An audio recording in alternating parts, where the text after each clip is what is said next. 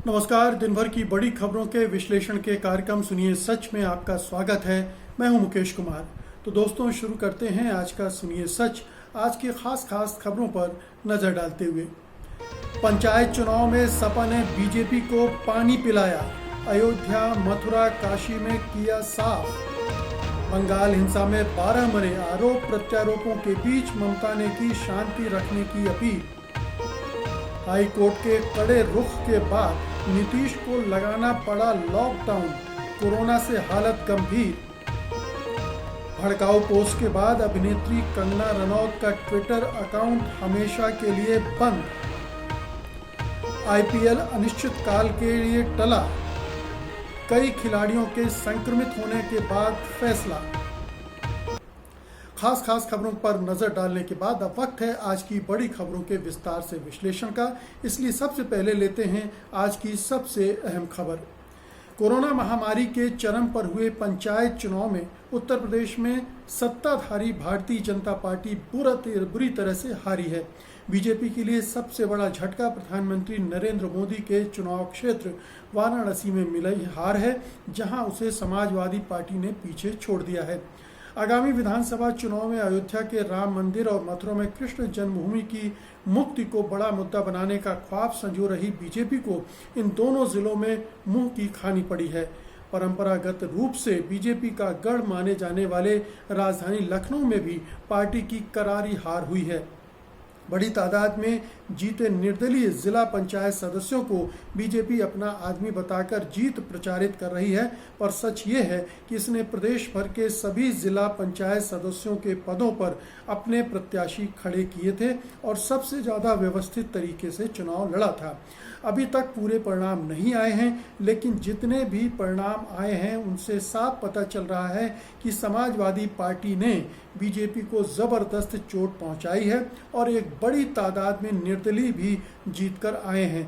निर्दलीय आप किसी से भी हाथ मिला सकते हैं, बीजेपी उनको डोरे डाल रही है और जाहिर है कि चूंकि सत्ता में है इसलिए हो सकता है कि वो बीजेपी के साथ उनमें से बहुत सारे जुड़ जाएं, लेकिन वो बीजेपी के नाम पर नहीं जीते हैं, वो अपने दम पर जीते हैं, इसलिए उसे बीजेपी की जीत नहीं माना जा सकता है।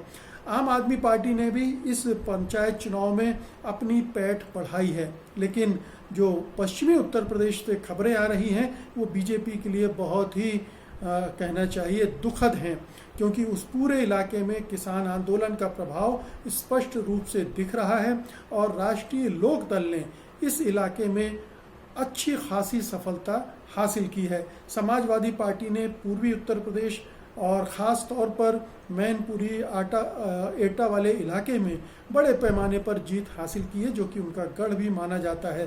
तो अगले साल उत्तर प्रदेश के विधानसभा चुनाव होने हैं और उसके पहले इन चुनावों में बीजेपी को इस तरह का झटका लगना एक बीजेपी के लिए एक करारी चोट तो है ही, लेकिन एक कड़ा संदेश भी है कि आप जिस तरह से 4.5 साल से राज्य चला रहे हैं उससे जनता नाखुश है। ग्रामीण क्षेत्रों में भी आपका बुरा हाल है, शहरी क्षेत्रों में भी आपका हाल अच्छा नहीं है।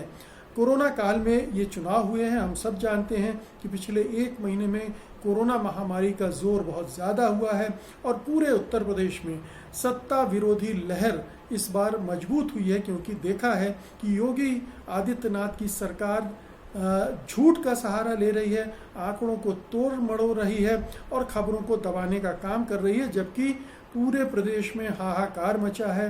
न बेड है, न ऑक्सीजन है, न वेंटिलेटर है और न ही दवाइयाँ मिल रही हैं। हाँ, योगी आदित्यनाथ की धमकियां ज़रूर मिल रही हैं कि अगर खबरों को सोशल मीडिया पर शेयर किया तो कार्रवाई होगी, एनएसए लगाया जाएगा वगैरह वगैरह। तो योगी आदित्यनाथ का अपना ये अंदाज है शासन करने का, जो कि उत्तर प्रदेश के लोगों को अब समझ में आ गया है कि ये विकास से ज़्यादा डंडे पर सरकार चलाई जा रही है और उसके खिलाफ एक माहौल बन गया है। तो जो ये कहा जा रहा था कि उत्तर प्रदेश में विपक्ष कहाँ है, ये जनता ने इस तरह से एक विपक्ष को आकार दे दिया है। समाजवादी पार्टी उभर कर आ रही है, बीएसपी भी बहुत जगह अच्छा प्रदर्शन करते दिख रही है और जो आज़ाद हैं दलित नेता, उनकी पार्टी ने भी कई जगह अपनी पैठ बनाई है। तो अगर पूरे विपक्ष को जोड़कर देखा जाए, सपा, बसपा, कांग्रेस, आम आदमी पार्टी, रावण की पार्टी, इन सब पार्टियों ने अगर इन सब का मिला के देखा जाए तो फिर बीजेपी एक तरह से ऐसा लगता है कि 1/3 के आसपास ही सीट इस पूरे चुनाव में जीत पाएगी और निर्दलियों की भी बड़ी संख्या है। तो एक बहुत बड़ा धक्का है। बीजेपी कोशिश कर रही थी पंचायत चुनाव में अच्छी जीत हासिल करके विधानसभा की चुनाव की तैयारी के लिए एक प्लेटफॉर्म की तरह इस्तेमाल करेगी, लेकिन वो प्लेटफॉर्म ढह गया है और अब उसे विचार करना पड़ेगा कि वो अगले चुनाव में किस तरह जाएगी। क्या योगी आदित्यनाथ के नेतृत्व में ही चुनाव लड़ेगी या नैरेटिव बदलने के लिए अब कुछ और करेगी, कुछ सांप्रदायिक एजेंडा और जोर से लगाएगी, कुछ दूसरे तरह के हथकंडे आजमाएगी जिससे विधानसभा चुनाव में उसे थोड़ी सी हिम्मत मिल सके चुनाव लड़ने के लिए। अगली खबर लेते हैं। पश्चिम बंगाल में विधानसभा चुनाव के नतीजे घोषित होने के बाद से कई जगहों पर तृणमूल कांग्रेस और बीजेपी समर्थकों के बीच हिंसक झड़पें हुई हैं। कई जगहों से आगजनी, मारपीट और हिंसा की खबरें आ रही हैं। अब तक 12 लोगों के मारे जाने की खबर है, जिसमें दोनों ही पार्टियों के समर्थक शामिल हैं। मंगलवार को राज्यपाल जगदीप धनखड़ ने कहा कि प्रधानमंत्री नरेंद्र मोदी ने इस मुद्दे पर उनसे टेलीफोन पर बात की है और राज्य में कानून व्यवस्था की स्थिति पर चिंता जताई है। इस बीच तृणमूल नेता और मुख्यमंत्री ममता बनर्जी ने राज्य में शांति बनाए रखने की अपील की है और हिंसा के लिए बीजेपी को जिम्मेदार ठहराया है। उन्होंने कहा, बंगाल एक शांति प्रिय जगह है। चुनाव के दौरान गर्मा गर्मी हुई थी, बीजेपी ने बहुत अत्याचार किए, सीआरपीएफ ने भी लोगों पर गोलियां चलाई थी। उन्होंने लोगों से शांति बनाए रखने की अपील करते हुए कहा कि वे हिंसा में शामिल न हो।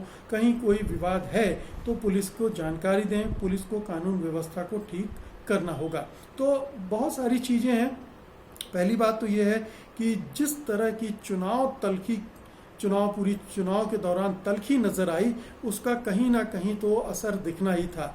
चुनाव के दौरान वो हिंसा नहीं हुई, बहुत कम हुई, लेकिन चुनाव के बाद जो लोगों के अंदर गुस्सा था वो फूटकर बाहर आ गया है। खासतौर से तृणमूल कांग्रेस को जिस तरह से बीजेपी के कार्यकर्ताओं ने, नेताओं ने परेशान किया, उसकी वजह से गुस्सा था। और चुनाव आयोग का जो रवैया था, जो सीआरपीएफ का रवैया था, जो चुनाव आयोग ने प्रशासन के जरिए जिस तरह से खेल खेले, उस पर गुस्सा था। और ममता बनर्जी को जिस तरह से टारगेट किया बीजेपी के नेताओं ने, जिनमें प्रधानमंत्री नरेंद्र मोदी भी शामिल है, उससे भी एक गुस्सा था। तो वो गुस्सा फूटकर निकलना ही था। और इधर बीजेपी भी हार से बहुत ही निराश, हताश है, तो वो अपने तरह से अपने गुस्से को व्यक्त कर रही है। कहा तो ये भी जा रहा है कि बीजेपी नैरेटिव बदलने के लिए कोई बड़ा हिंसा की योजना भी बना रही है, षड्यंत्र कर रही है कि इस पूरी हिंसा को एक सांप्रदायिक दंगे का रूप दे दिया जाए, ताकि जो अगले साल चुनाव होने वाले हैं उत्तर प्रदेश या दूसरे राज्यों में, वहाँ उसका फ़ायदा मिल सके। अगर बीजेपी नेताओं के ट्वीट अगर आप देखें सोशल मीडिया पर, तो उनमें बहुत सारी ऐसी ध्वनि आपको सुनने को मिल सकती है। बहरहाल जो भी बात हो, लेकिन ये तय है कि जिम्मेदारी मुख्यमंत्री ममता बनर्जी की है, उनकी सरकार की है कि इस हिंसा को ना होने दें, इस पर तुरंत रोक लगाएं, क्योंकि ये उनके हित में है। केंद्र सरकार, प्रधानमंत्री नरेंद्र मोदी, गृह मंत्री और राज्य के राज्यपाल जगदीप धनखड़ इस पूरी कोशिश में है कि इस सरकार को पहले से ही डिस्टेबलाइज किया जाए, उसको अस्थिर किया जाए। और क्या पता कल को राष्ट्रपति शासन लगाने की फिराक में भी केंद्र सरकार रहेगी, सरकार को काम न करने दे। इसके पूरे प्रयास पहले भी सरकार करती रही है, गवर्नर भी करते रहे हैं और ये अभियान जारी रहेगा। और अब तो चूंकि विपक्ष के तौर पर बीजेपी बहुत मजबूत है, तो इसे और भी ज़्यादा उत्साह के साथ और ज़ोरदार तरीके से आगे बढ़ाएगी। और यही दिख रहा है कि जेपी नड्डा ने घोषणा कर दी है कि हम राष्ट्रव्यापी बंद करेंगे हिंसा के खिलाफ। तो इस कोरोना काल में हालांकि ये कोई समझदारी वाला फैसला नहीं है कि लोगों को इकट्ठा किया जाए और प्रदर्शन किया जाए, तो सुपर स्प्रेडर और एक इवेंट गढ़ दी है उन्होंने। लेकिन ये ज़रूर है कि बीजेपी के इरादे नेक नहीं हैं और ये ममता बनर्जी को समझना पड़ेगा। अगली खबर लेते हैं। कोरोना के बढ़ते मामलों को देखते हुए बिहार में 15 मई तक संपूर्ण लॉकडाउन लगाने का ऐलान कर दिया गया है। मुख्यमंत्री नीतीश कुमार ने ट्विटर से इस फैसले की जानकारी दी। उन्होंने कहा कि सहयोगी मंत्रीगण एवं पदाधिकारियों के साथ चर्चा के बाद बिहार में फिलहाल 15 मई 2021 तक लॉकडाउन लगाने का निर्णय किया गया है। उन्होंने बताया कि इसकी विस्तृत गाइडलाइंस आज ही आपदा प्रबंधन समूह यानी क्राइसिस मैनेजमेंट ग्रुप को भेज दी जाएगी। बिहार देश के उन कुछ शीर्ष राज्यों में शामिल है जहां एक्टिव मरीजों की 81.46% है। स्वास्थ्य विभाग की ओर से सोमवार को जारी आंकड़ों के अनुसार भारत में फिलहाल जितने एक्टिव मरीज हैं उनमें से ज़्यादातर महाराष्ट्र, कर्नाटक, उत्तर प्रदेश, केरल, राजस्थान, गुजरात, आंध्र प्रदेश, छत्तीसगढ़, तमिलनाडु, पश्चिम बंगाल, बिहार और हरियाणा में हैं। तो अंततः बिहार के मुख्यमंत्री नीतीश कुमार को वो फैसला लेना पड़ा जो वो फैसला नहीं लेना चाहते थे। कल ही हाई कोर्ट ने बहुत तीखे शब्दों में लॉकडाउन लगाने की सलाह देते हुए पूछा था कि आप बताइए आप क्या करने जा रहे हैं, और अंततः जो ये प्रेशर था न्यायालय का उसके सामने नीतीश कुमार को झुकना पड़ा। हम सब जानते हैं कि नीतीश कुमार का रवैया कोरोना के मामले में पहले वाले जो लहर आई थी उस समय भी लापरवाही वाला था, लचीला था, ढीला था, और इस बार भी वो बहुत ऐसा नहीं लगता है कि फुर्ती के साथ और कमिटमेंट के साथ कोरोना से लड़ने की कोई कोशिश वो कर रहे हैं, उनकी सरकार कर रही है। और इसीलिए पूरे प्रदेश में ज़बरदस्त तरीके से कोरोना फैल चुका है बड़े पैमाने पर। और चूंकि बिहार में स्वास्थ्य व्यवस्था का हाल पूरे हिंदुस्तान में सबसे बुरा है, सबसे घटिया है, और इन 15-20 सालों के शासनकाल में नीतीश कुमार ने उसमें कुछ भी योगदान नहीं दिया है, उसको कहीं से बेहतर नहीं बनाया है। इसलिए चिंता की बात और भी बढ़ जाती है। वहाँ भी अस्पताल बेड नहीं मिल रहे हैं लोगों को, ऑक्सीजन नहीं मिल रही है, दवाइयाँ नहीं मिल रही हैं, और लोग मारे जा रहे हैं बड़ी संख्या में। पटना में तो हालात बहुत ही बुरे हैं। तो ऐसे में न्यायालय ने अपनी तरफ से ये निर्देश दिए, ये एक तरह से माहौल बनाया कि आप लॉकडाउन करें, और अब नीतीश कुमार ने लॉकडाउन की घोषणा कर दी है। देखना यह है कि इस लॉकडाउन के पीरियड में सरकार कोई और तैयारी करती है या हाथ पर हाथ धरे बैठी रहती है, क्योंकि लॉकडाउन के पीरियड का इस्तेमाल होता है तैयारी करने के लिए, ताकि लॉकडाउन जब हटाया जाए तब जो स्थितियां हों उससे निपटा जा सके। हालांकि ये लॉकडाउन और बढ़ने की भी संभावना है, क्योंकि 10 दिन का लॉकडाउन शायद पर्याप्त नहीं होगा। जिस तरह से कोरोना की जो दूसरी लहर है पीक की तरफ जा रही है, उसमें ऐसा लगता है कि ये शायद ये पूरा मई महीना इसी तरह से चलेगा। तो ये अभी 10 दिन का लॉकडाउन है, ये आगे भी बढ़ सकता है, और पूरी जिम्मेदारी अब नीतीश कुमार पर है कि वो इसको किस तरह से हैंडल करते हैं। अभी तक उन्होंने राज्य की जनता को बुरी तरह से निराश किया है। अगली खबर लेते हैं। बॉलीवुड अभिनेत्री कंगना रनौत का ट्विटर अकाउंट मंगलवार को हमेशा के लिए सस्पेंड कर दिया गया है, यानी व्यवहारिक रूप से उसे ट्विटर ने डिलीट कर दिया है।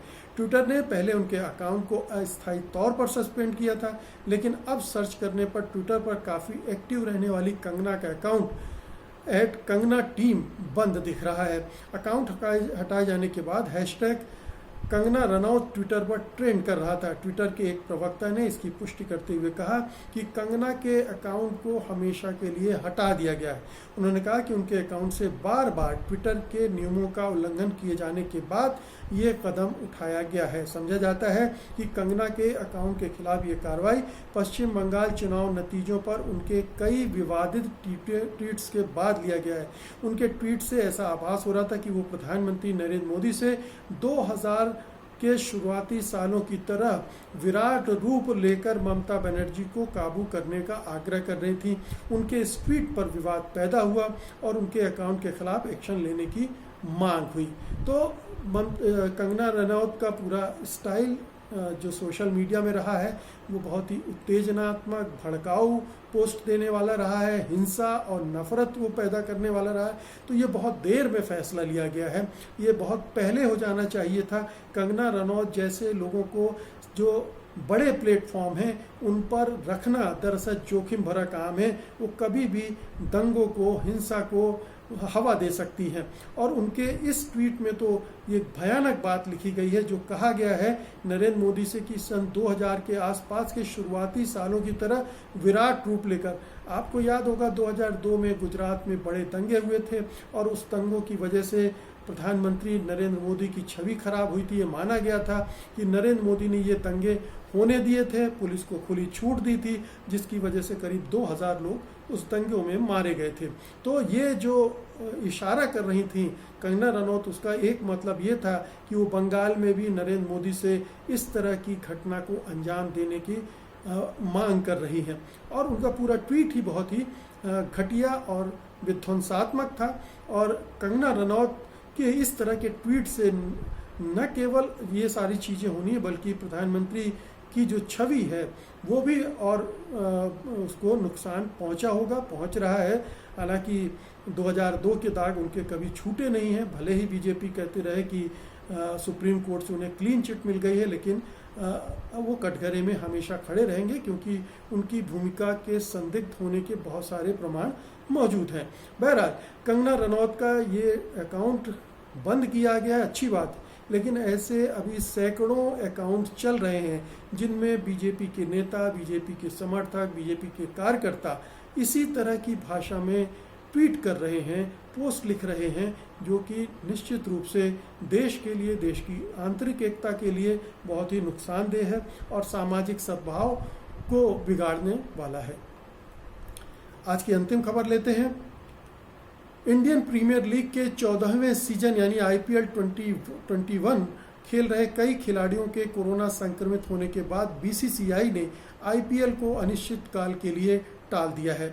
IPL चेयरमैन ब्रजेश पटेल ने ये ऐलान किया है। कोलकाता नाइट राइडर्स के बाद अब सनराइजर्स हैदराबाद टीम के खिलाड़ी भी कोरोना के चपेट में आ चुके हैं।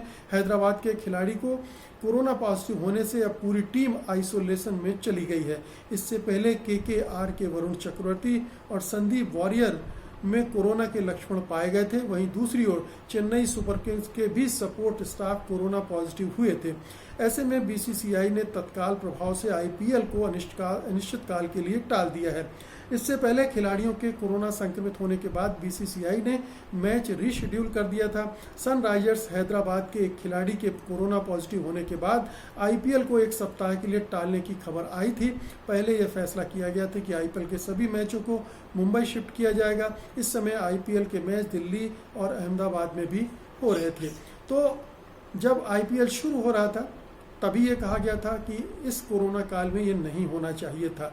एक तो अपने आप में जब पूरा देश महामारी से जूझ रहा हो तब इस तरह के बड़े आयोजन किए जाएं, तमाशे किए जाएं, खेल किए जाएं, ये अपने आप में एक विडंबना है, एक कहना चाहिए अश्लीलता है जो नहीं होनी चाहिए थी। फिर ये दलील दी गई कि ये चूँकि पब्लिक नहीं होगी स्टेडियम में, खाली स्टेडियम में ये खेलेंगे, इसलिए संक्रमण की गुंजाइश नहीं रहेगी। लेकिन हम देख रहे हैं कि लगातार संक्रमण की खबरें आ रही हैं और संक्रमण की वजह से अब ये नौबत आई है कि ये खेल ही रद्द करने पड़े हैं। तो देर आयत दुरुस्त आयत आप चाहें तो कह सकते हैं, हम तो कहते हैं कि ये खेल नहीं होने चाहिए थे और ये हुए हैं। तो ये एक तरह का एक बेशर्मी है, एक अत्याचार है और एक तरह की क्रूरता है इस समय में इस तरह के तमाशे करना। जिस तरह से चुनाव हुए वो भी चुनाव में रैलियां हुई वो एक अश्लीलता थी, एक संवेदनहीनता थी। हरिद्वार का कुंभ भी उसमें जोड़ सकते हैं आप, और अब इस इवेंट को भी इसमें शामिल किया जा सकता है। तो ये दुर्भाग्यपूर्ण था, लेकिन अच्छा है कि ये अब स्थगित कर दिए गए हैं और उम्मीद है कि इनके आयोजकों को सद्बुद्धि आएगी और भविष्य में इस तरह की हरकत करने से बाज आएंगी। तो कुल मिलाकर ये थी आज की खबरें और उनका विश्लेषण। उम्मीद है कि आपने इन्हें पसंद किया होगा और आप इस वीडियो को लाइक करेंगे और बड़े पैमाने पर शेयर भी करेंगे। अब मुझे अनुमति दीजिए, कल मैं फिर हाजिर होऊंगा कल की खास खबरों को लेकर, उनके विश्लेषण के लिए। तब तक के लिए नमस्कार, जय हिंद। सत्य हिंदी का ऐप डाउनलोड करें गूगल प्ले स्टोर पर।